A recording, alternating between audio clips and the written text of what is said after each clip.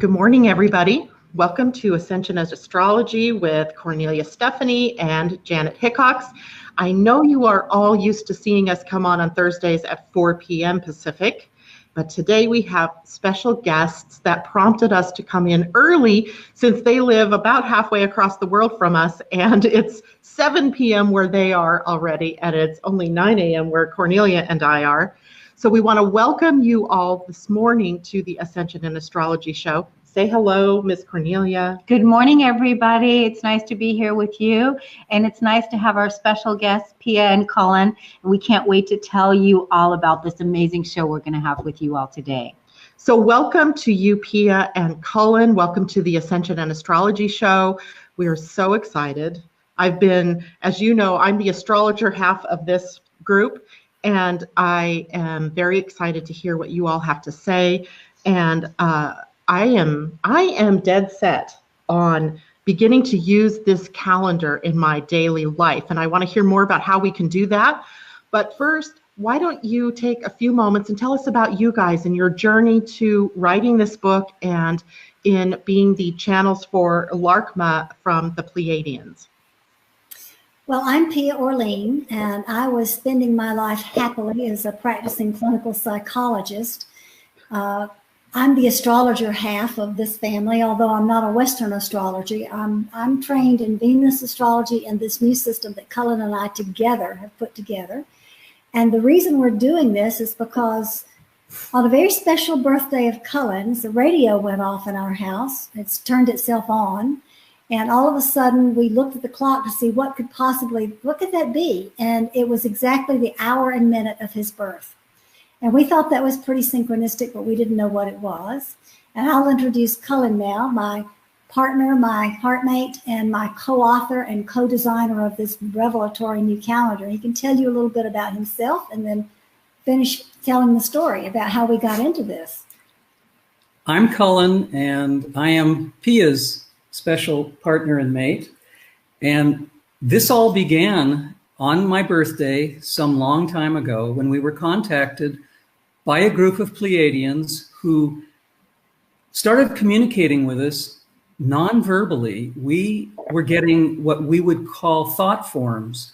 We would get pieces of information and we would look at each other and say, "Did you get that? Did you understand that?" And the other of us would say, "I got exactly what you're explaining that you're telling me you received."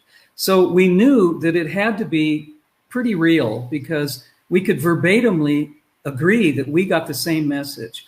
This went on for about 10 days. And then we realized that this was a huge opportunity. This was a completely different kind of occurrence. But I will say, we grew up as somewhat odd children. We had visions as kids. We had connections with the spirit world. We had connections with the angelic kingdom, the fairies. We had a very, very interesting, but I won't say imaginative, because for us, it was very real. It was very real. Mm-hmm. So speeding that up to over a decade ago, we were given this new information, and it developed very, very quickly. We began to then speak what they were bringing through us instead of just getting it in our mind's eye or in our heads. This is not standard normal, what people would call channeling, because this particular Pleiadian group called Larkma, very musical name, they require us to be touching, physically touching whenever they come through and give us messages. And whatever comes through both of us simultaneously. We don't speak it simultaneously anymore because that got to be too confusing for people. But the messages come through, and they say that they use the libraries of both of our brains to pick the words. They don't speak in what we would call human languaging. They communicate directly heart to heart in the way they describe their communication abilities. They communicate in two ways: mathematical tones and musical tones. And so when we pronounce their name as they first gave it to us, Larkma, that is their musical tone of the way they speak? We learned quite quickly that it was going to be necessary to give up our respective careers. Cullen was a consultant. He's trained. I'm an anthropologist and an archaeologist. And I went into my psychology colleagues and told them that I was now hearing voices. It was very funny. I'm sure they wanted you out of the door really quick. No, actually, they were most supportive, and many of them said, we want to hear too. And it was a really, really nice stepping away from the psychology profession and stepping into helping and doing our work in another way. We actually didn't have a rough landing with changing our lives so dramatically. Actually, friends, some relatives, and I'm underlining some relatives, were very, very open about this. And our colleagues, I think, were quite interested. So it actually wasn't one of those leaps of faith where we thought, uh-oh, what are we doing? Is this going to be a mistake?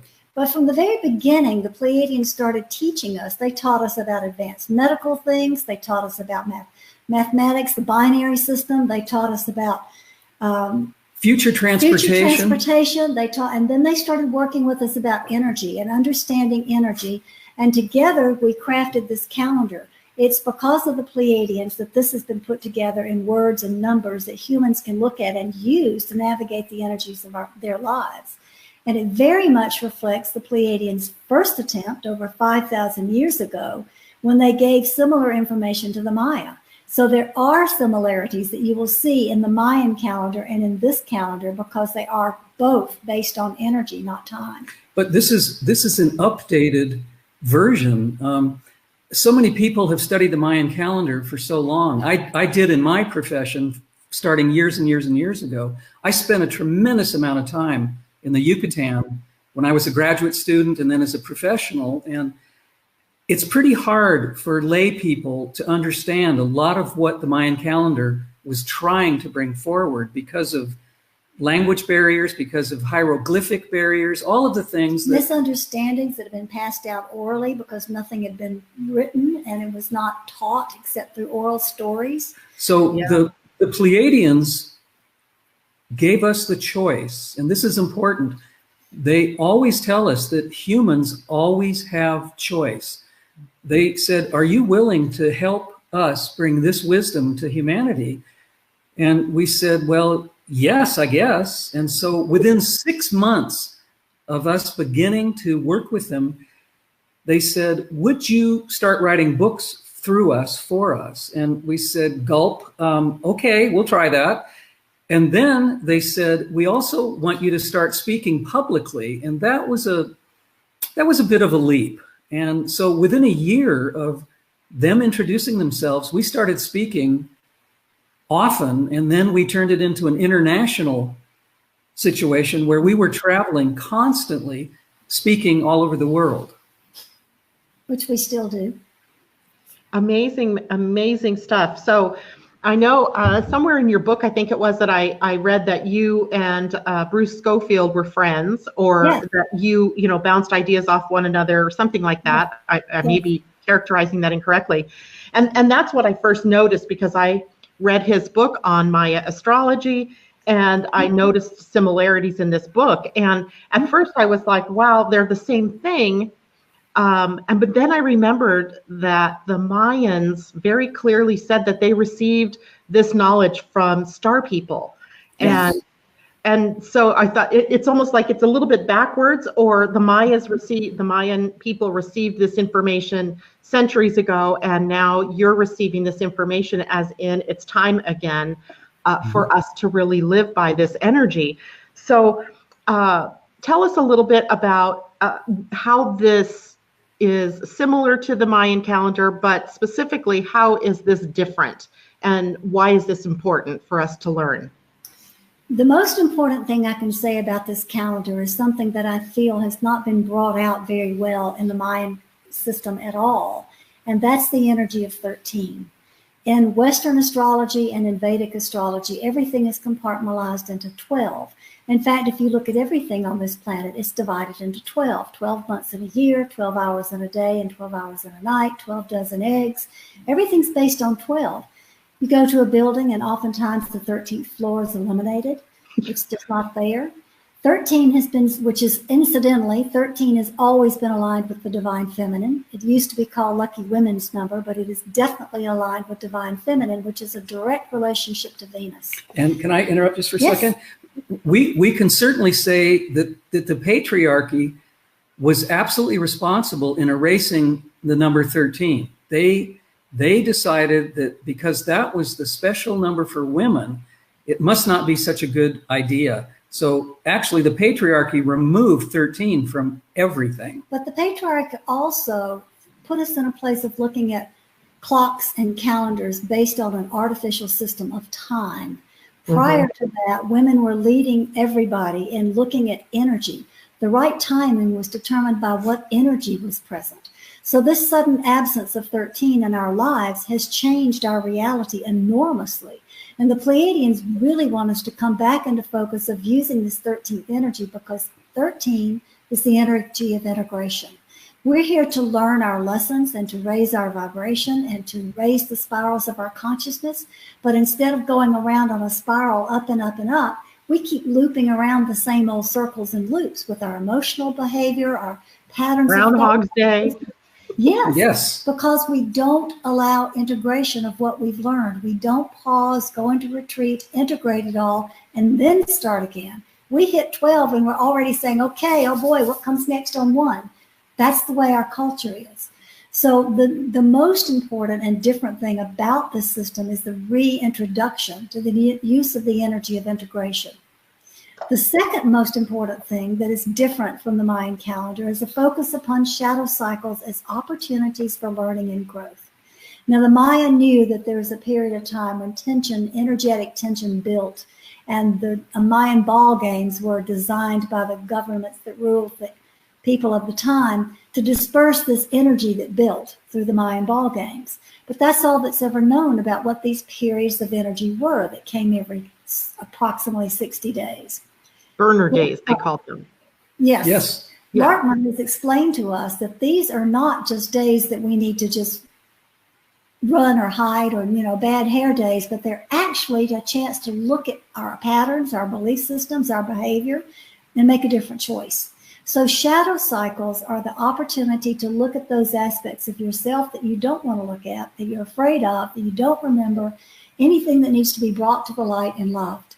And it's interesting, we didn't want to introduce this system to the public until we had tried it and tried it and tried it to be sure that we were being accurate. And what we did, this system has been in our hearts and in our minds for over a dozen years. What we figured out is if we looked retroactively back to shadow periods for each of us, but also friends and colleagues, we noticed that there were always conflicts, there were always disagreements, there were always eruptions of emotion that were much, much greater than outside of the shadow period. So we're really happy that we were able to use those retroactive understandings to see that it really makes sense, because people could say, oh my God, a divorce happened. I went into the hospital for cancer surgery. I lost my job. I mean, dozens and dozens and dozens of examples. So now when the shadow cycle comes up, it's marked. You can find out where it is individually for each person. And you can say, I need to be extra aware during this to see what the lessons are showing me. What do I need to do? So they're immensely valuable. Yeah, I find that very interesting. And I want to hear more about that. But really quickly here, for those of you who are just joining us this morning, we are talking to Pia and Culen of the Pleiadian-Earth Energy Astrology book and calendar. We are so excited to have them here. And thank you both for joining us at this very different hour from the typical business day, at least for you guys. And before we go back to the idea of the shadow cycle, tell us about the structure of this calendar and how people can use this in their lives. You want to start? Well, I'll start and then I'll let Pia jump in. Okay. The calendar is completely organized around energy. It's not about time. It's strictly about energy. And what the Pleiadians have tried to help humanity understand is that energy has intelligence. Energy is always changing. It is always moving. And everything in our human experience is about relationship of energy. So the way people can use this is by beginning to look at the days on the calendar we have created. It's aligned with the Gregorian calendar. Kornelia, do you want to hold up one of the months so people can see? So here's right Here, there. hold on. I'm going to put you up solo here. So there, now bring the calendar in about right there. You can see, pick a day. Let's pick Saturday. no, look at today's. Even look at today's, Pia. Today is feeling, which is perfect because we're talking about emotion. Great, then we'll look at today. So on the calendar, you see the 18th of April, which is the Gregorian date. But then there's a big 12, and you have to ask, what does that 12 mean? And the 12 is the universal energies, which I'll explain in a minute. Underneath that, there is a descriptive word, and the word is feeling, and that is the earth energy, which I'll also explain in a minute. Now go over just a little further to Saturday, and let's look at Saturday. All of a sudden, you can see the difference between the ending point of the 13, which is tomorrow, and the beginning point of the 1, which starts on Saturday. We start a whole nother period, an energy period of 13 days of the energy building and building on itself until we reach the next 13 that comes along. So this energy, this calendar can be used when you utilize and understand what the energies mean, what the symbols mean. The back of the calendar has a listing of what each of the earth energies is and what each of the universal energies is. The energy for today, feeling, gives us an upside down, Kornelia. Oh, There you go. There you go. So you can look down and you can see feeling is an opportunity to deal with your emotions. That's the appropriate use of the energy. Look and see what you're feeling and why you're feeling it. Examine it. The inappropriate use of feeling energy is emotional reactivity, overreacting to things. So every single one of these days has a guiding point of appropriately how to use it and inappropriate response to the energy. They are the 20 energies because we have 10 fingers and 10 toes and we count things in 20. Being humans, they have 20 different earth energies that pretty much are the intelligence of energy expressing itself as vibration, frequency, and waveform of our human experience. so Now, go ahead. Go ahead, that's okay. So I was going to say, so again, so today's is feeling, and Yes. then we also have the universal energy of 18. Yes, and that's where I'm going next. Oh, The that's where you're universal- going. The Okay. universal energy is not our earthly experience. It is what is cosmic law, what is universal in the universe. Everybody in the universe experiences it. Today's energy is illuminating. Yes? 18, or no, it'd be 12, right? 12. Today's energy is 12, understanding. Understanding energy follows illuminating, which was yesterday, because in the illuminating energy, we get to see a little bit more light shined in. And then by the time we get to 12, which is today, we can incorporate that and have understanding. Oh, now I understand what I saw, which, right, I mean, they follow in really logical order. The first one is initiating. The second one is where we split to duality to get a second point of opinion. The third one is where we add our creative input. The fourth one is where we stabilize a little bit, get our ground under our feet. The fifth one is, okay, that foundation is not working so well. How do we need to change it? The sixth one is how we flow.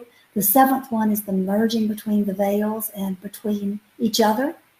8 is the energy of connecting and abundance, like the infinity sign. You can see both sides connecting and waving.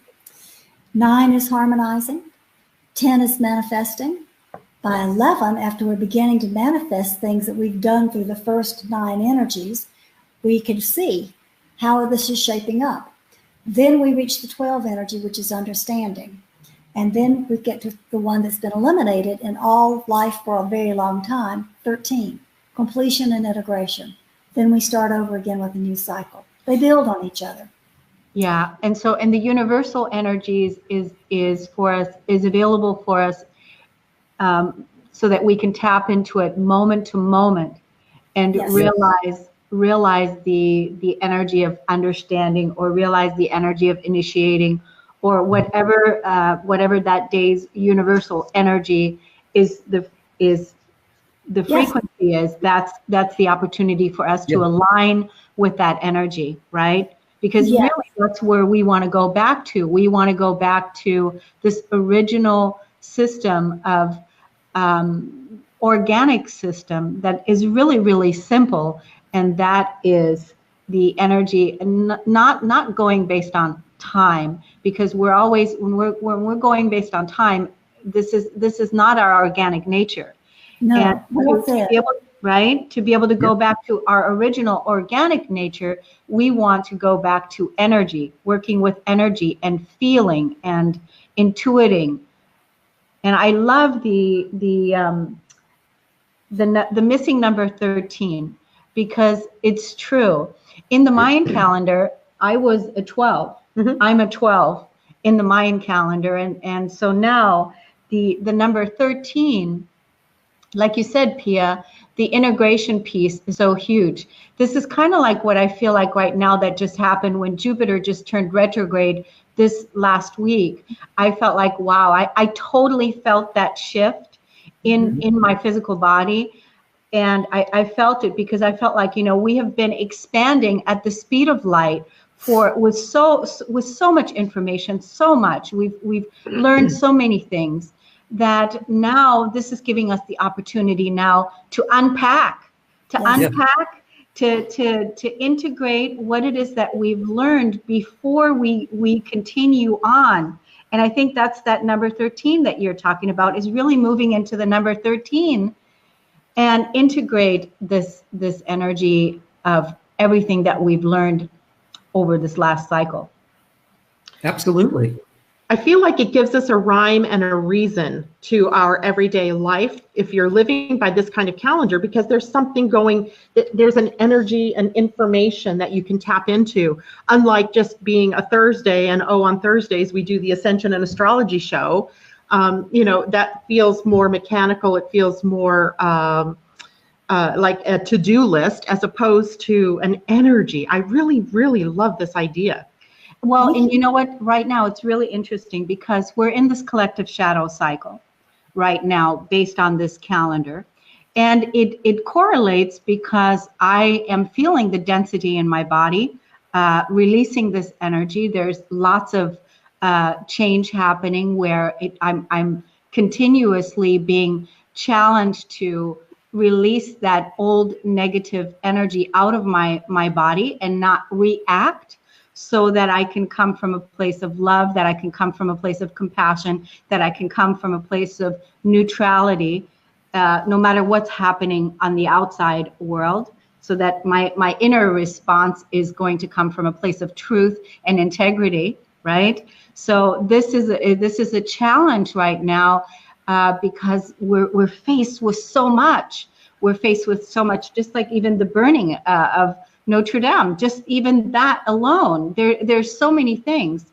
And how can we come from a place of, what did I read the other day, is coming from a place of the Christ at heart and the mind of Buddha, that coming from that place and then acting that out from a moment to moment basis. Well, that's the key, acting it, not reacting. That's a real key thing you just said. Yeah, and what you just explained so eloquently is exactly the message that Larkma wishes to bring to humanity.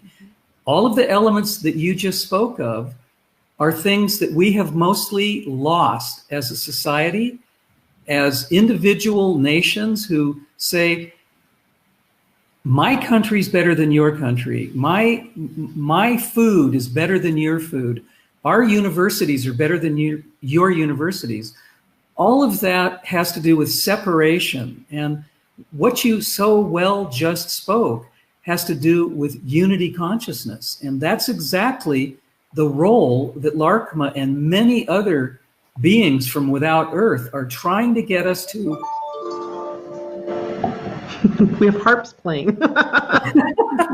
That's appropriate. The angels are speaking. I know, it's perfect. What they're trying to help humanity to do is to return to our lost cycles, because we have stepped so far away from nature through technology that we no longer use the natural cycles. You said organically, and we need to get back to where things worked through grace and flow. Yeah. And the only way we're going to do that is to do what you've just explained. So thank you for saying it in those words, because they make a lot of sense. And Cullen, that's a really good point. Getting back to the flow is one thing that this energy calendar does. Once you begin to feel the energies in your body, like you're feeling, Kornelia, and you have an explanation for it, you can look and you can say, oh, today is a universal two. I can feel the duality. I can feel the dynamic tension. I can feel the split. How can I heal that? Once you know what it is you're feeling and that there's a reason for what you're feeling, then you can access those feelings and turn around what you're thinking about to make different choices and do things more easily. It takes us out of the dark. It takes us out of the dark into the light, and allows us to work with what is actually here every day, every moment, every second. And it turns each of us into alchemists. It turns each of us into alchemists, and it brings the responsibility back to each person, so that each person can work with their own energy, because again, the Savior already exists within each of us. No one on the outside is coming to make anything better. We each have to contribute to the ripple effect that is going to move everything back into its organic state. Each of us contributes to the whole. You are speaking the exact appropriate, important information that Larkma has been trying to get humanity to see for the 12 plus years we've been working with them. This is absolutely amazing, the words you're choosing to speak this ultimate truth. Nobody's going to save us. We have to do it. Hey, go ahead. What you said about being able to work with our own energy is the other part of this amazing calendar system that we haven't even touched on yet. And that's about looking at people's personal energy. Each of us comes here with an orientation towards a specific earth energy and an orientation towards a specific universal energy in order to better explore it and to help us utilize it together with all the other 19 earth energies and all the other 12 universal energies to create a pattern of wholeness, so that each color, each perspective, each attitude all weaves together harmoniously. We don't know how to do that on earth. We look at everything through this dualistic lens of you're not like me and you are like me, and that's pretty much it. This gives us a chance to understand the energetic makeup of who we are, and then look to see how we resonate with certain people, how other people challenge us to grow, where something might be mysterious in a person, or where we're really comfortable with a person. So it defines who we are, our relationships, everything. It changes our understanding of duality. We've seen duality for thousands and thousands of years as, if I'm different than you, I probably don't like you because I don't understand you. You don't look like me. You don't smell like me. Larkma's way of explaining duality in a much, much better, much wholer perspective is that we need to bring all of our differences together to make a more harmonious whole. Instead of separating ourselves, it's the idea of bringing ourselves closer together, because our differences make a better whole. They make a better combination together. And that's really what this calendar is about the relationship of our similarities rather than the differences that we seem to be so gripped and riveted to, because that helps nobody. Well, in the end, I'm sorry, did you want to? Well, I was just going to say that, a part of our evolution here as humans has been about individuating. And a part of that duality is learning that we are different, or how we are different. The part we haven't gotten yet is that a tapestry with a bunch of holes in it is nothing. So we need to bring all the pieces together to make the whole. So my question here then would be, once you know your own personal astrology in this system, how do you then apply what you know to be true about yourself to the calendar and how it's moving? Well, I'll take a real easy example. Once you have, if you have an earth energy, and you know what your earth energy is, you can look and see what direction it is. Let's just say that one of you is feeling energy, for instance. I'm a earth energy, I'm breathing, I think. Breathing, okay. Well, we can take breathing, we can take that and use you as an example. Breathing energy is a northern energy. It has a northern feel to it. It brings forth a flexibility and an ability, a strength and ability to move through and around challenges quite easily.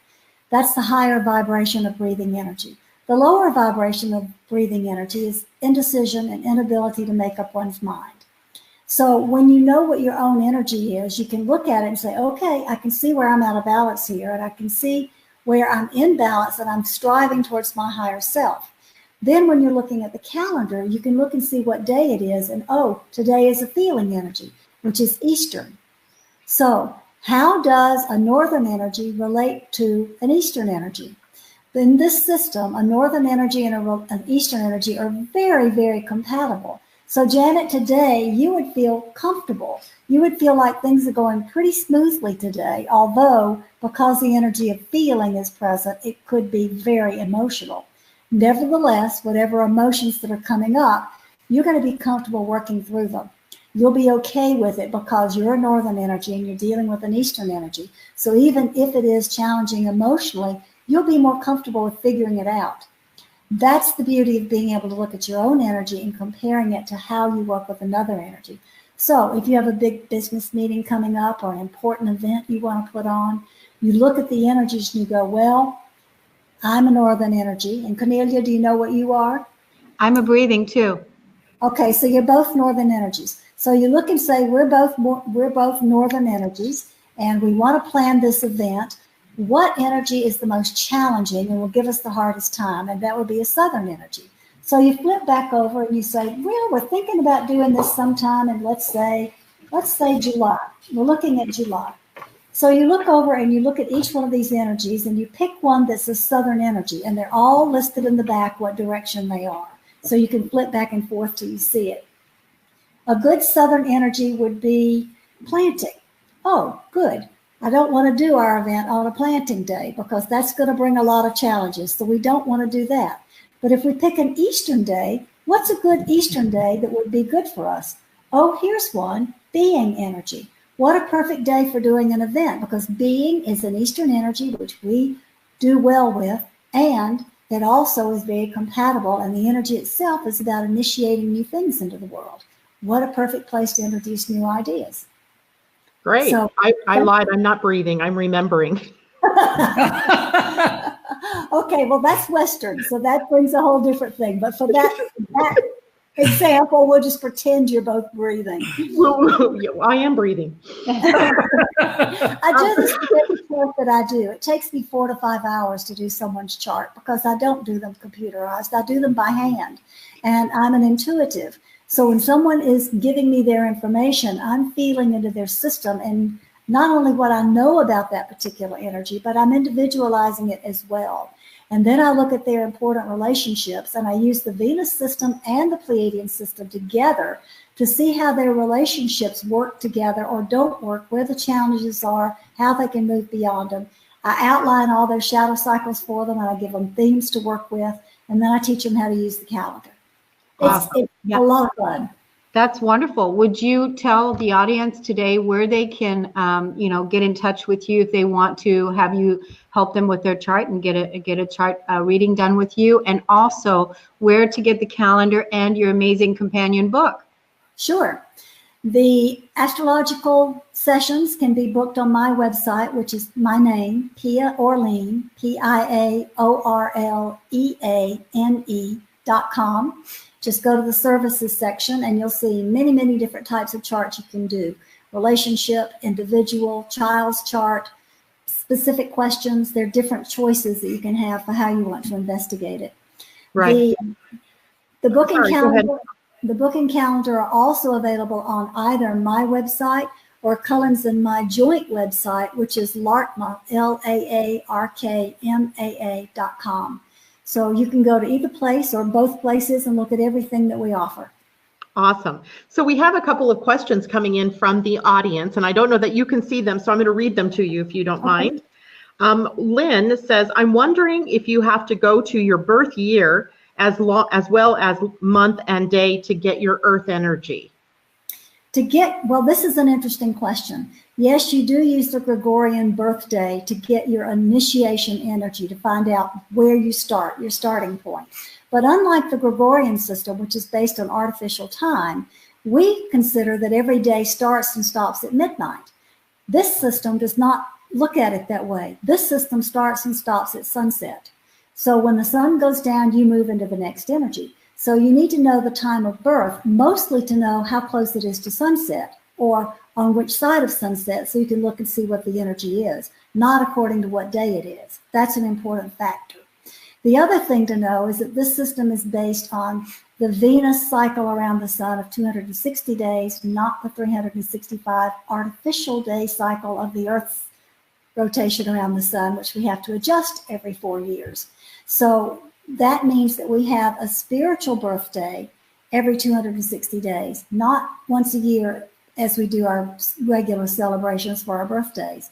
So we have an opportunity to celebrate who we are and who we're becoming every 260 days. We like that. Yeah, that's also outlined when I do a chart for somebody, when their spiritual birthday is and all those things. Yeah. So in the book, Yep. which is called Pleiadian-Earth Energy Astrology, there in the back of the book is the dates.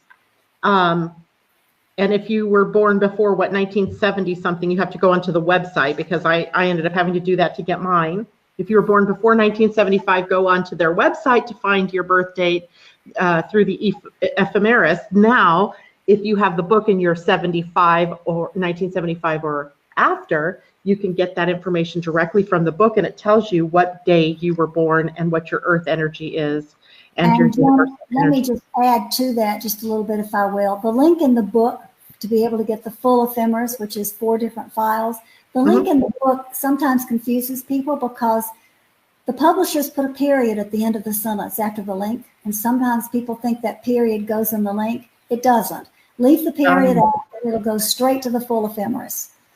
Okay, awesome. Yeah, because some of you that are, how old are you if you were born in 75? If you're older than, let's say, 45-ish, you're going to need to go to the website to get that information. And then there's another question here from the audience. Thank you for answering that. Sure. What if you feel, this is from Asa, what if you feel you're from another star family? Can this calendar still vibrate with your energies? Yes, because you're here on Earth and you would be governed by the same universal energies no matter what star system you come from. So you would probably resonate more fully with the universal energies, and you may feel a little less resonance with the Earth energies. But nevertheless, you're here on the planet for a reason, so it's important to understand what the Earth energies are so that you can do the work you came here to do. Nice. Now, I'd like to go back to a subject that we started earlier in our conversation today, and that is this concept of shadow cycles. And you mentioned this morning that we are in the midst of a shadow cycle right now that began April 10th on the Gregorian calendar. Can you tell us more about what that is and how do we work with that?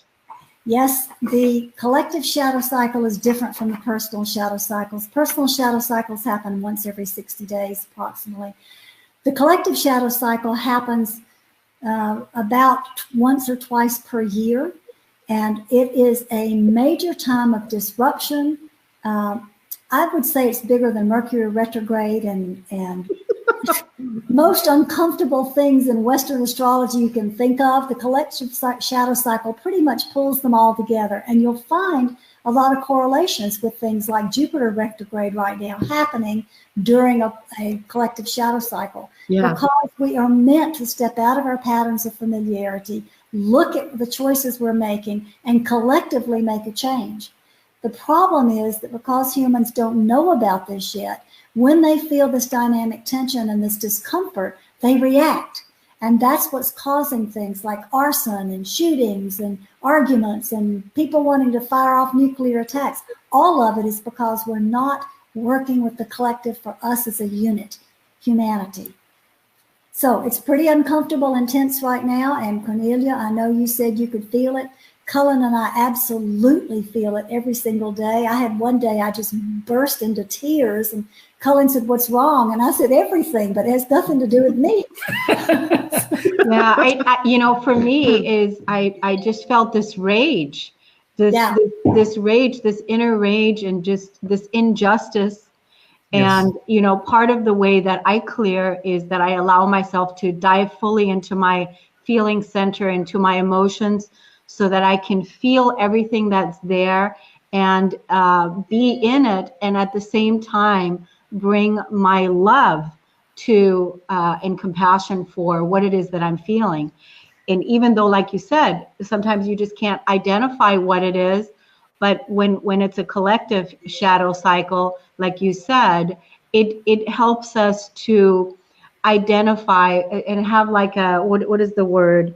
The word is to a reason, like a reason to be able to go, oh, okay, yeah, this is what's happening. So this is a clearing that's happening. For me, even without knowing it was a collective, is an intuitive knowing that on a large scale right now, we are clearing a whole lot of stuff, right? We are clearing a whole lot of stuff. And right now is a whole new paradigm for us. There's so much change for us that it takes Ascension is a full-time job. It's a full-time job. The thing I really wish that we would have written into the script is that to make sure that we got paid, that we had like money in the accounts, so that because we're juggling. We're juggling. We're also still trying to run businesses and take care of our livelihoods and do all of these things while at the same time,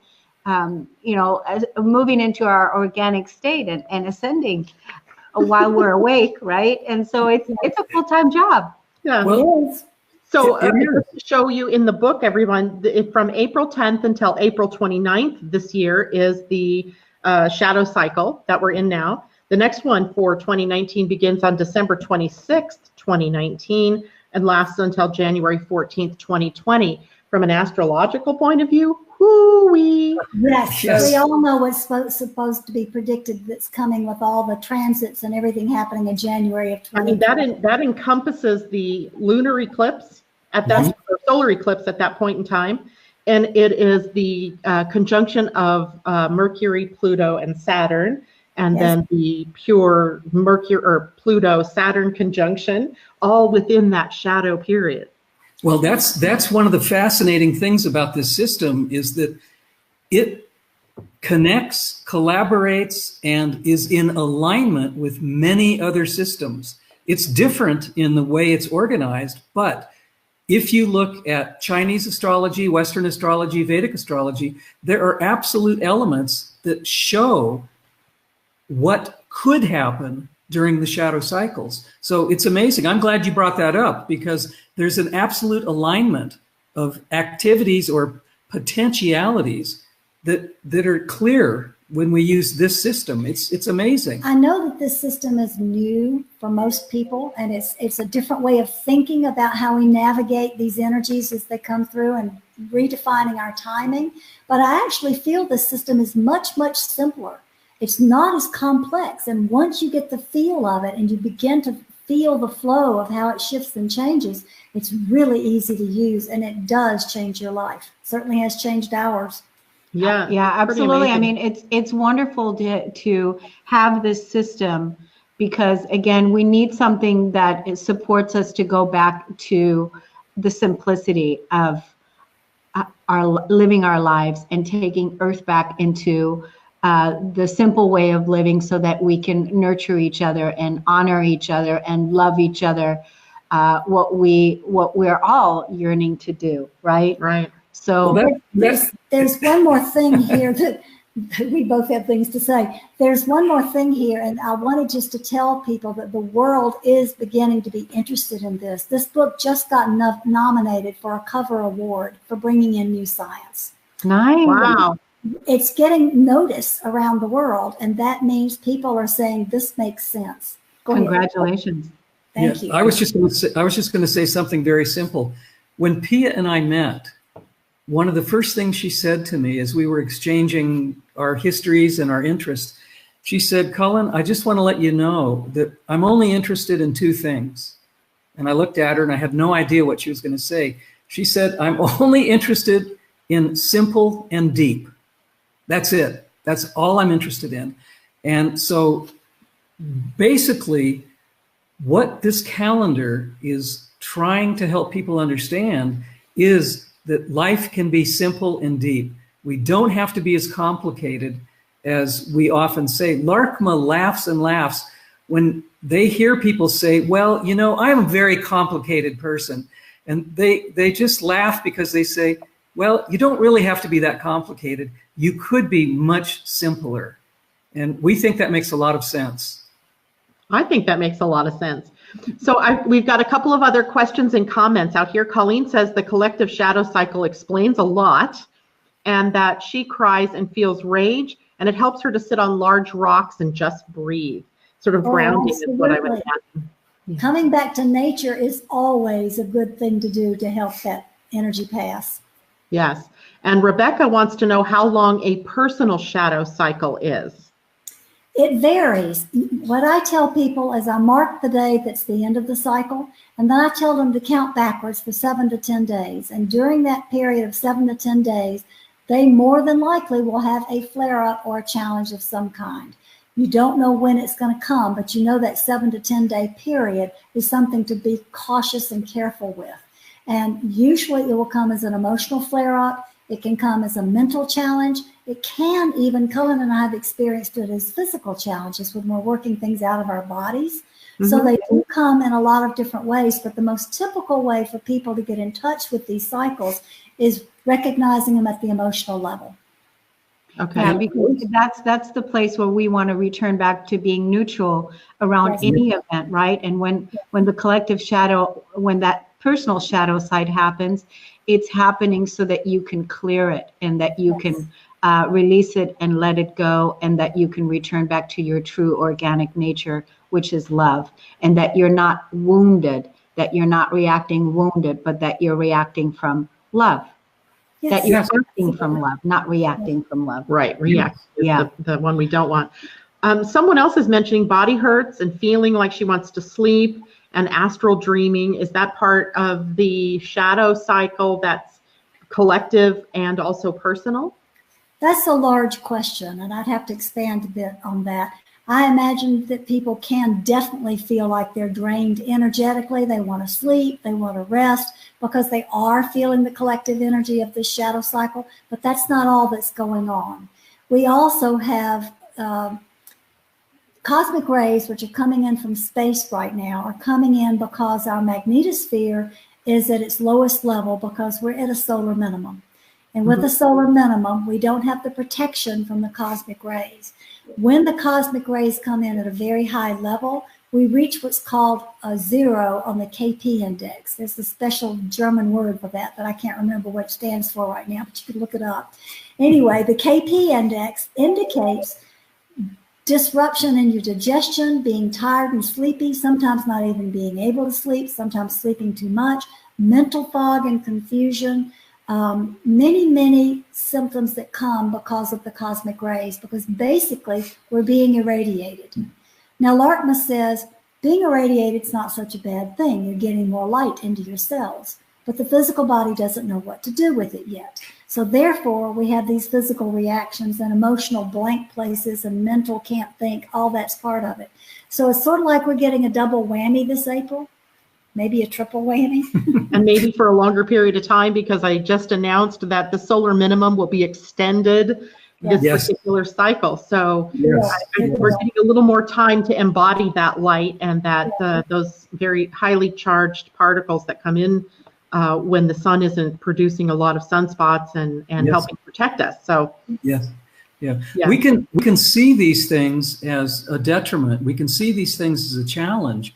But on the other hand, we can also see them as opportunities to slow down when we're feeling these energies, which humanity has never historically had this much energy pouring into this planet. This is a new paradigm. This is a new occurrence. And although it's a good thing for us, we're developing through it. Our bodies don't know how to accommodate it. They don't know how to understand what's going on, because the body is the slowest part of all of our bodies to make changes. It's the most stubborn because it wants to live in homeostasis. It wants everything to be normal and as it has been, which is no longer possible. That's not the agenda. The agenda is to become lighter in vibration and less dense, and that we have to make choices that support the body's evolution. So we can look at this as evolving, not a problem or not a sickness or an illness, but we can see it as a developmental stage, which is actually quite a good thing. Nice. Yeah, that's why, you know, a lot of these ascension symptoms that the physical body is moving through, the more compassionate and nurturing that you can be, to take the naps, to go for the nature walks, to do what it is that you need to do to allow the body to move through that density so that that light can be integrated. Because like you said, the amount of light that's coming into the planet right now has never happened before. And our physical bodies have never before held as much light as we're holding now. And to be able to, integrate that light, it takes time for that inner parent to become our inner parents and really not become victims of our body, but to become caretakers of our body, which is our physical body, our earthly body, our, to become caretakers of the land, if you will. Good stewards. Yeah, good stewards. So I have another question for you. Can you explain to us what vortex days are? Because I noticed there's like quite a few coming up here in the next few. It's pretty simple. Vortex is just a combination of earth energies and universal energies on a certain pattern that create intensity. That intensity can be like, oh boy, I'm getting married, and it's really, really good. Or you did what? And it's really, it can be anything, but it's just days to notice that everything is really intense and pay attention to your response or reaction. That's all you need to know. Now, when I do a chart for somebody, I star all the vortex days that are occurring in their shadow cycle so they can really pay attention to it. It really might be intense on those particular days. And we can see these as a higher experience or a lower experience. What happens is, as Pia just said, the energy amplifies. The ability to have a really fantastic experience on one of those days gets larger and larger. But if you look at it from a negative point of view, it can become a really, really bad hair day. So it's our choice. It's absolutely our choice to use the vibration positively or negatively. And we can buoy ourselves up and zoom on vortex days, or we can have a really not such a nice experience. Well, I also noticed, like, for example, May 5th through 10th. So you've got a series of 5 days where you're having, every one of them are vortex days. Is that right? Am I reading that right? That's because there is an extreme intensity of energy immediately prior to and immediately following a collective shadow cycle. So we move out of the collective shadow cycle, or you might consider it like aftershocks. We're feeling the aftershocks of the collective shadow cycle during that 5-day vortex period. That's why. Gotcha. Well, one of the things I wanted to let everyone know that I did an interview with you all on my radio show called Heaven on Earth. And you can find that amazing, was a super fun interview that we did. I think it was about a month or so ago, maybe a little longer. And it's on my YouTube channel. You can look at it at Kornelia Stephanie YouTube. And you can look at the interview that I did with Pia and Culen there, because there were probably things that were covered there that we didn't get to today. but it was absolutely wonderful. Speaking about Larkma, I want to give some recognition and some honor to Larkma and tell the audience again, the consciousness of Larkma is a group of 6-1-1-6. Is that right? One of 6 and 6 of 1. One of like 6. Unified family with 6 different members. Think of it like that. They have individual interests. They have individual personalities, but they work in a collective where every decision they make, every choice they make has to do with the entire group. The highest good for all. I love that. Yes. And that's an amazing way to live. Well, that's where what they're trying to help us get to. And that's where we're going. That's where humanity, through this paradigm shift, through this evolutionary steps that we're taking, we're going to be able to achieve that. And we will be cosmic universal citizens when we make that leap to be sure that every choice we make, every action we take, every thought we have is for the collective good. Oh, yes. So we are winding down this hour. I can't hardly even believe it. So I want to give you an opportunity to tell our audience, what is the single most important message in the book? The single most important message in the book is that we are energy, and energy has intelligence. And we need to learn to understand our own energy so that we can better integrate with others' energies and act either from our choices to act at the higher vibration of that energy rather than making repetitive, reactive choices at the lower vibration. When each of us does that, we will be bringing harmony to the world. And that encapsulates a very, very simple idea. Unity consciousness is better than individual consciousness, because if we unify all of our energies, we do a better job. We combine all of our differences, all of our similarities, and we come out as a greater whole. And I think that's what the Pleiadians hope that we will get from this wisdom that they've given us. Yes, that's awesome. So awesome that you all came on today to share this beautiful consciousness with us, your calendar and your book and the message, and both of your stories is incredible. I love, Pia, that you told Culen, simple but deep. You're explaining me to a T. That's exactly simple but deep. I love that. Yeah. Thank you. So yesterday I announced to my group, and I did this without you really knowing I was doing this, but I announced that if you joined us this morning and commented in the chat or asked a question, that your name would be put into a drawing to win a copy of the calendar. So because I can't really do that right now, I see Vicky and Rebecca and Asa and Colleen and more Willa and Lynn. Lots of people have put in comments. As soon as we are done this morning, I will make the list of all of that, and I will have Kornelia pull out a name. We'll contact you, get your mailing address, and you will be the recipient of a Pleiadian-Earth energy calendar where you can begin to have your journey into living from energy and not the mechanics of time. So yay. Thank you. Excited about that. And now your book and your calendar, are they available on the typical outlets, Amazon, Barnes & Noble, etc.? Yes. Yes, we would prefer that you buy the calendar directly from us because we can get it to you more quickly. So if you go to our website and order it, we can get it shipped directly from the printer. Whereas if you go through Amazon, I'm told it takes weeks to get a calendar. So order it directly from us. The book can be purchased in any bookstore worldwide. And there are links to various bookstores on the website that you can choose from, or you can just walk into your local bookstore and say, I'd like to order this book by title, and they'll get it for you. And this is a purely personal question. Are you teaching people how to do this as astrology? Well, Janet, I have to say you're the third or fourth person who's asked me to start that, and I'm considering holding a master class this fall. I'm putting my name on your list. I will put you both on my list. I think I'm going to do it, but it won't be till the fall. Okay, that's good because we've got lots to do in between now and then. Absolutely.